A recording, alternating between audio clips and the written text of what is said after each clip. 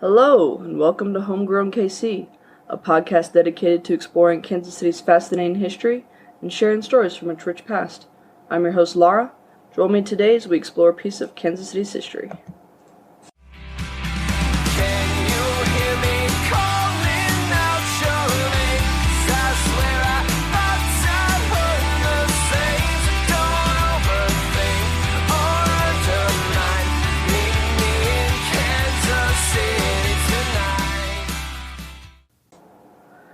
Hello, listeners. Thank you for joining me today. This is the final episode of my series, Paris of the Plains. Yay!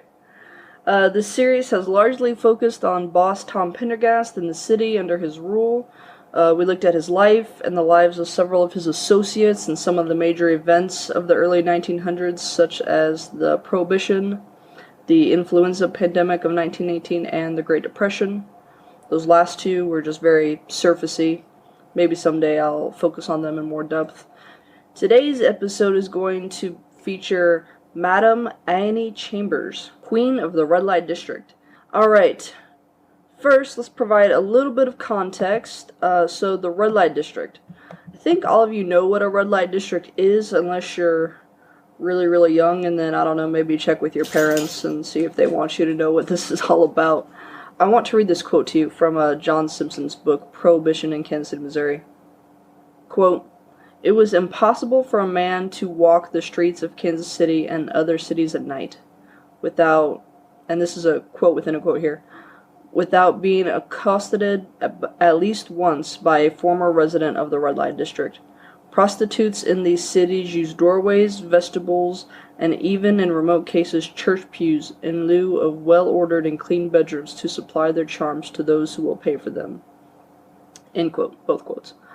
The man who made this statement did so in 1919, so hopefully that kind of helps set the scene for you and give you an idea of what it's like at this time. There were multiple local, state, and national laws against prostitution.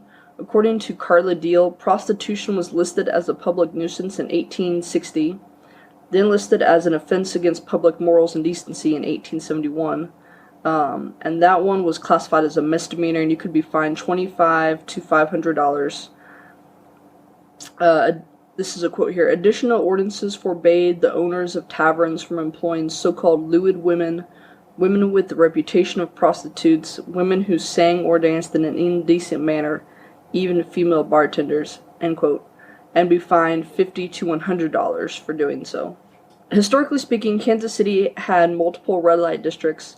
There was one in the West Bottoms, near the original Union Station, and a bit later one grew up in the north end of the city as well, near City Hall. That one's probably the most well-known. It ran from 6th Street to 2nd and Main Street to May Street. There was another one from 12th to 18th and Oak to Paseo. There's also a lot of Scarlet houses east of 12th Street along Charlotte, Oak, Paseo, and in the downtown that were owned by a man named Joe Williams. In 1900, the city recorded 147 body houses. In 1910, there were 47 in the City Market alone, employing 250 women between them. And in 1911, the city recorded 900 brothels. Prostitution, sex shows, burlesque, drag shows, and female impersonation, which I don't know a ton about, but it seems like it's still separate from a drag show, although I don't really understand the difference. Female impersonation was really common in vaudeville, and it even made it into some early film. Back when, it was black and white, and they're what were called talkies at that time. You didn't actually have sound, you just had, your mouth would move and then words would pop up on the screen. It's very rough, but kind of interesting. Anyways, y'all should check out talkies sometime if you don't know what those are. These various shows, the sex shows, the burlesque, all of that, were found anywhere that you could find alcohol. And so if you listen to the Prohibition episode, you'll remember that alcohol is in every speakeasy, bar, tavern, of course, but it's also in pretty much every theater, hotel, and a few other places. So 1913 saw the creation of the Society for the Suppression of Commercialized Vice. Now, I ran out of time or I don't know, for whatever reason, it didn't make it into my Prohibition episode at the beginning of the series, so I'm glad I have the chance to discuss them now. Their goal was basically to clean up the city, eliminate gambling, drinking, and especially prostitution. Of course, if you've listened to all the other episodes, you know that they were not entirely successful, but they were very active, and they did manage to accomplish a few things. Quote, in 1918, the city council passed an ordinance against the, quote, bawdy house, house of prostitution or assassination, end quote, as well as, quote, soliciting for immoral purposes upon the streets, end quote, end quote. Okay, so the soliciting for immoral purposes is kind of funny. I think that implies that there's a moral reason to solicit, but, take of that what you will. So the society also liked to call out specific people and businesses in their newsletters for being prostitutes or for supporting prostitution. And this is kind of funny. They were also anti-taxi service. I know it sounds really strange, but again, if you listen to the Prohibition episode, I mentioned taxis really briefly in that because it was so common at this time. When you come into Union Station, you get off the train, as soon as you get off, you're like, oh, taxi, you're just waiting there, sweet. And then the taxi driver doesn't even ask you where you want to go. He's just like, I know where you want to go. And he takes you to either the nearest speakeasy or bar or whatever, or to one where he's got some kind of system going where, like, the more people he drops off, he gets some money back, right? So the society stated that, quote, there is no question that the automobiles are a great source of moral delinquency, end quote. And I just think that that's funny that we're just like, you have to have a car. If somebody doesn't have a car, you're like, are you okay? What's wrong with you? But back then, they were so new, and they were, I don't know, it's just funny. I would say that the society's biggest win came in 1923 when the city passed the Injunction and Abatement Law, which forced brothels to shut down, including the one owned by the star of today's show, Annie Chambers. Alright, so researching her was not easy. Almost every book that I looked at name-dropped her, but it was really just a name drop. They'd be like, oh yeah, Annie Chambers, and continue on. Or they'd drop like one little detail about her, and it was always the same detail. So I started to think, I'm not going to be able to tell her story after all. She's really well known, I've heard her name for years, but like all I know is Annie Chambers. She was Madam. That was it. So I finally found a copy of an article written by W.G. Secret for the Kansas City Journal-Post on May 15th, 1932, in the Missouri Valley Research Room of the Kansas City Public Library. And this article was exactly what I was looking for. It told her entire life story. In the last few years of her life, she would invite residents to come to her house for a fee, of course. I mean, mom's got to make them money. And she would tell them all about the evils of prostitution and moral delinquency. I'm going to use that more often. I kind of like it, moral delinquency. And she would just tell her life story. And so this reporter went one day, he listened to it, and then, wrote an article about it. So it's really cool. A lot of what's from the article is like direct quotes, and it's her story told from her perspective, which I really love. So she was born Leanna Lovell on June 6th, 1843. She was one of 5 children. I didn't find anything about her mom, so I'm assuming that means that her mom's a homemaker, but her dad was a farmer in the Kentucky countryside, and then he traded the farm for a 12-room hotel in Sullivan, Kentucky, and I think they kind of lived near Sullivan before that. Supposedly, and personally I don't put any stock in this story. I think she completely made it up. It's one that she told herself as fact, and so therefore multiple historians have retold it. And this is one of those details I said that, this would be like the only detail that popped up. It's like this one and maybe one other. Anyway, supposedly, in her mid to upper teens, she went to this parade for Lincoln when he came to town when he was campaigning. And she was wearing this beautiful yellow dress and got spotted in the crowd. And then they're like, come on. And so she ended up riding in a float in the parade. Not on the float with Lincoln. It was a different one. But afterwards, her dad's like, I don't like Lincoln. I don't like that you did this. Bye-bye. And it kicks her out of the house. So she went and lived with her aunt and uncle. That's her mom's sister and her husband. And they made sure she got a good education, and she must not have been too bad at school because she ended up teaching for a year, and then moved back to Sullivan and continued to teach. But again, supposedly her dad's like, nope, don't want to see you, don't want to talk to you, nothing. She met William Chamber and married him. I don't have a wedding date. I don't have dates for anything except for her birth and her death. I take that back. I think I have one other date, but I'm sorry, there's just nobody had dates. So I don't know how old she is, but my source said he was twice her age, so I'm hoping this was true love. He was a master of construction for a railroad company, so he traveled a lot. He made pretty good money.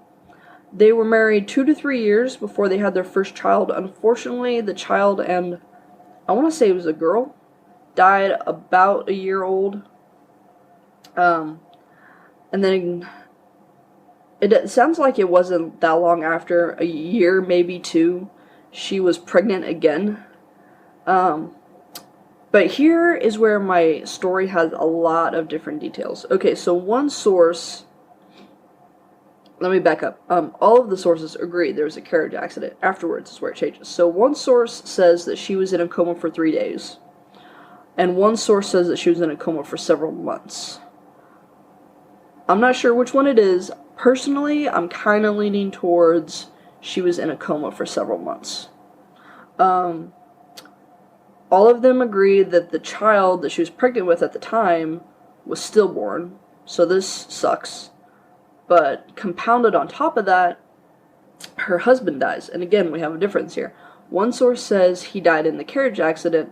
The other one says that while she was in the coma, he was on a job site and fell off a piece of construction and died. And then one of my sources also mentioned that during this time, her dad lost his hotel. And why they felt the need to include that, since the dad wasn't a part of her life, I don't know. But so she's lost her husband and her child. That's really the important part. She wakes up to find out that they're both dead. And I imagine the grief was just overwhelming. She decides, to hell with it, I'm going to live my life however I want, and I'll just die young. I can respect that. But she moved to Indianapolis, and I could be wrong here. I don't think I am. I think what happened here is she gets there and she's living for a little while and then just runs out of money and has no other option and falls into prostitution. I feel like even today that's probably a super common story. I know back then it's extremely common. So she becomes a prostitute, and this is kind of funny. So she fell in love with one of her customers, and he's like, "Oh baby, I love you, I'm gonna marry you someday." There's only one problem. He's already married, and he has like 2 or 3 kids. Well, one day, the wife found her and basically attacked her. They're out on the street. I don't know if they're like just walking down the street or at the city market or what. But she walks up to her and she's like, "You better leave him alone or I'm gonna get you." And Annie's like, "Okay," backs off and immediately breaks up with him. But not long after that, she's like, "Okay, I gotta get out of here." She and some of the girls that she's with in Indianapolis moved to Kansas City. Except she, when she moves to Kansas City, is no longer a madam. Let me try this again. She's no longer a prostitute. She becomes the madam of the house. So she moved in 1869, and her first house was down by the levee, down by the river. It's really not great. It's pretty small. Kind of smells down there. But she moved uptown after Hannibal's Bridge opened in 1871. So Hannibal's Bridge, I feel like I mentioned it in the Stockyards episode. If not, I really should have. Because this bridge was a huge building project for the city. And it brought in all this trade because the railroads were also using it. So she moves to 201 West 3rd Street. This place is a lot better. It's a cute little college. The rent's only $30 a month. And then the landlord's like, "Oh, I see what you're doing." And he ups the rent to $50 a month. He didn't know beforehand that she was a madam. it wasn't long before she bought the cottage, and then she also bought the cottage next door, and she connected the two of them. So, it's really not a long time. I think it's like a year, according to my source. Makes it sound like it's only a year or so. She's only been in Kansas City for 2 or 3 years at this point. She's got to be a really, really good businesswoman to have saved up all this money. Because after she buys the cottage, she actually tore them down and built a newer, bigger one on top of that site. And when this place opens, it is so opulent, guys. It's basically the Ritz. It's a 25-room mansion. The first floor has a dance hall that is lined with mirrors of French plate glass. Sorry, no, a little bit of a tongue twister. French plate glass. And there's a giant crystal chandelier hanging from the ceiling. Okay, so, if I haven't mentioned it before, and I don't think I've had cause to, I need y'all to understand the significance of this room of glass. So, we're in what's known as the Gilded Age during this time. It's approximately 1870 to 1900. So, post-Civil War, the South is wrecked, right? Well, the North is like, we're doing really good, and all of these people start investing in railroads and Western expansion and oil, and they become super rich. It's where you get like Vanderbilts and folks like that. And we're out on the frontier, so we have like a miniature version of that. But no matter where you are, okay, coming back to this, no matter where you are, so during this Gilded Age time, glass is really expensive. And to have a room of walls of glass is just like this extreme and extravagant display of obscene wealth. Because there's no reason to have this glass. It's not like a little looking glass, it's a wall of glass. There's also a dining room at the back of the house that has another super, super large mirror. This one was custom ordered and made, cost $5,000. It's lined with engravings, like really nice engravings, and the border has all light bulbs, blue light bulbs. Each room has really heavy, well-built, solid wood furniture. The downstairs salon is decorated all in red and gold, and is often referred to by historians as done in the Oriental style. The floor is made of sycamore wood. The fireplace is tiled. Even the front hall is tiled. And her name, Chambers, is spelled out in extra large blue letters in the tile. Her personal bedroom had, quote, vermilion satin draperies with tasseled borders and satin quarter-length drapes with tasseled points, end quote, along with a, quote, heavy gilt framed photograph of herself, a bookcase with glass doors covered by a curtain, and a brass bed that she had made to order, end quote. And I got one more really nice long quote here for you to describe the house. This is from an article by Jim Lapham from the Casey Star in 1974. Annie's furnishings were of the style that said opulence in that era. Carpets, plush furniture, boldly designed wallpaper, satin drapery, chandeliers and mirrors and paintings, some pastoral and some nude. Each room was furnished with a bureau, 2 chairs, and a bed so comfortable it was said that some men paid good money just to sleep in it, end quote. So next door to her house is another house owned by Madame Lovejoy, and just a short ways down the street from them is another one by Eva Prince. These are the 3 most well-known madams of the city. I couldn't find any personal information on Lovejoy or Prince. There was a second-hand account of Lovejoy from a short summary of a memoir written by one of her working girls. So part of the reason why I can't find information on them is the nature of sex work. It's not discussed, it's not recorded. But there's a part of me that wonders if it's not because Lovejoy and or Prince were women of color. Absolutely no evidence to suggest that they were. It's just personal speculation on my part. Lovejoy's house is described in one source as opulent as Chambers was, but the description is almost exactly that of Chambers' house, so I wonder if the author didn't get them confused.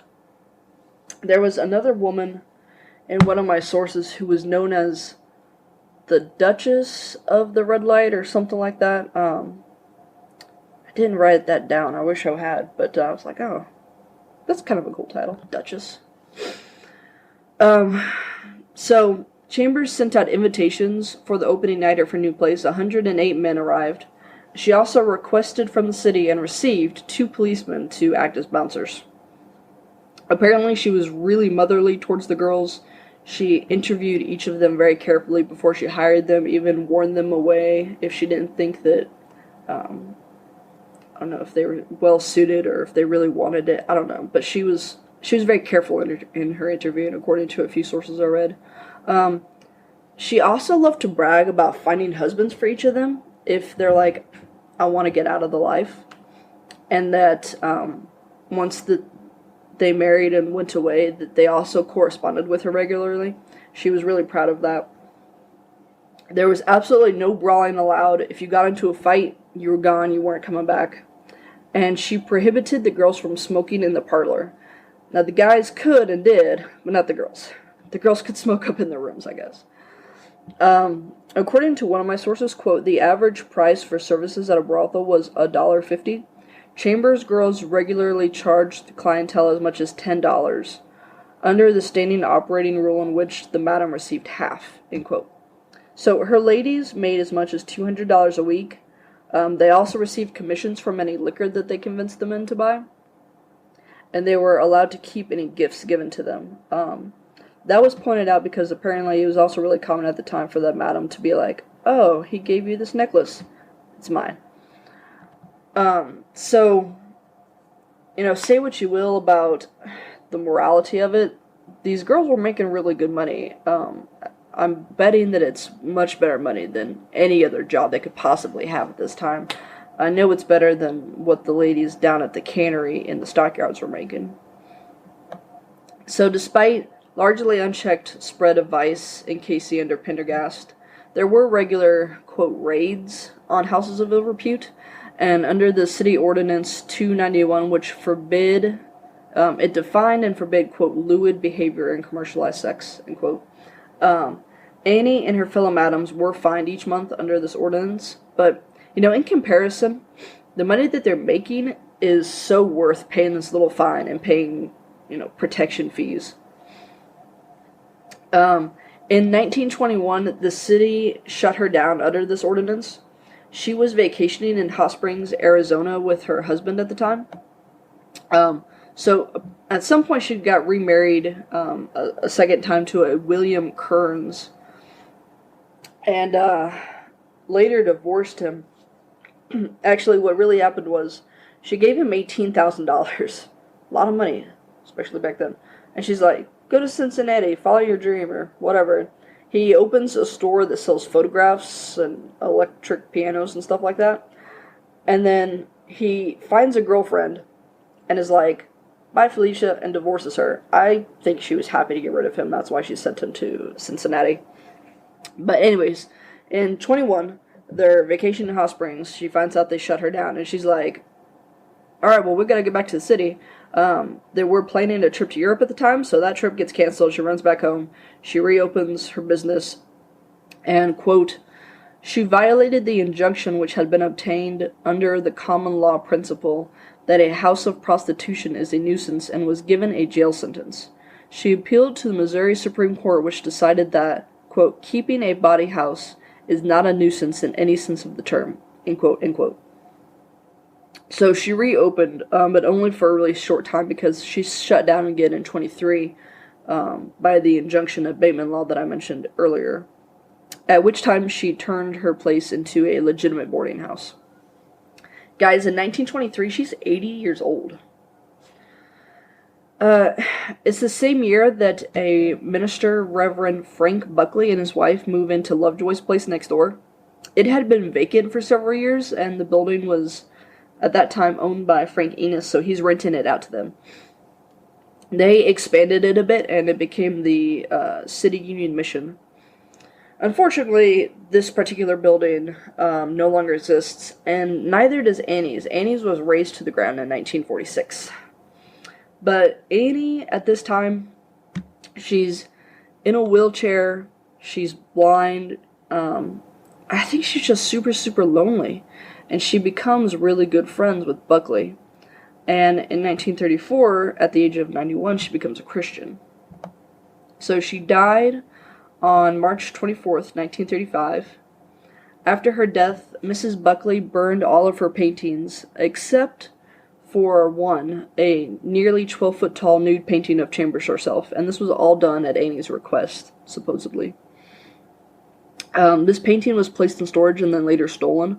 In 1963, a miscellaneous nude painting was discovered by C.H. Bathhouse in a building on Truman Road, and he absolutely 100% believed from the depths of his heart that this was the missing painting of Annie Chambers. But he was never able to get anyone to authenticate it and say definitively that it was Annie. Still, this painting hung in a cocktail bar down on the plaza for several years. No idea where it is now. After the cocktail bar shut down, it just disappeared again. But there is a mirror from her dance hall that still remains.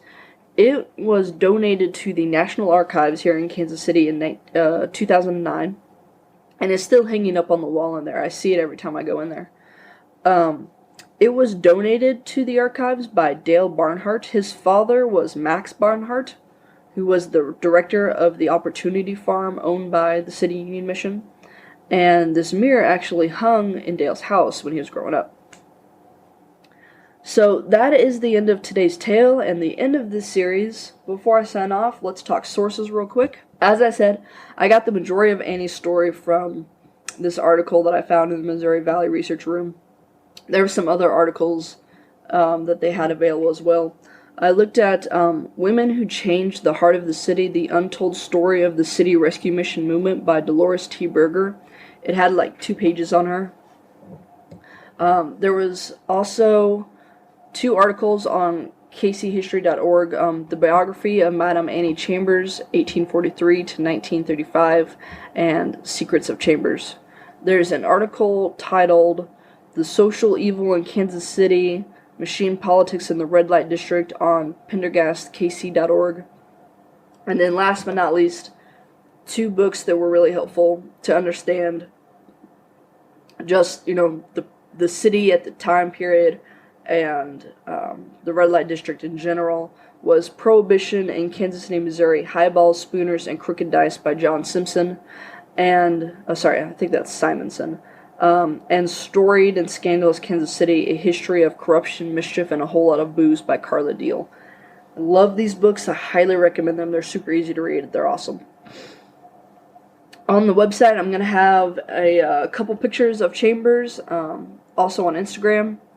So thank you for joining me today. If you enjoyed this podcast, please tell a friend, rate and review me on iTunes, Apple Podcasts, or wherever you listen. The website is homegrownkc.wordpress.com. If you have questions, comments, suggestions, concerns, whatever, my email is homegrownkcpodcast@gmail.com. And I'm all over social media, Facebook, Instagram, Twitter, Pinterest as Homegrown KC. I know that financially we're all in a tight spot right now, but if you want to support the show and you can do so, you can subscribe to patreon.com/homegrownkc or redcircle.com/homegrownkc. You sign up, create an account, subscribe to the show, you'll be charged that day, and then on the first of every month afterwards, it's only $5. Everything that you give me goes back into the show. Largely it pays for my gas as I do research. I will also give you a shout out here on the show if you become a supporter. So Mike and Linda, thank you for your support. If you cannot or just don't want to commit to a monthly donation, you can do a one-time donation. That feature is now available at redcircle.com/homegrownkc. Thank you goes out to my very talented sister-in-law, Sarah McCombs, for the creation of my logo. to the Dear Misses for the use of their song Kansas City as the intro and outro music of the show. And last but not least, to local libraries which enabled me to... Sorry, let me try that again. And last but not least, to local libraries which enabled me to gather all of my research. Thanks for listening.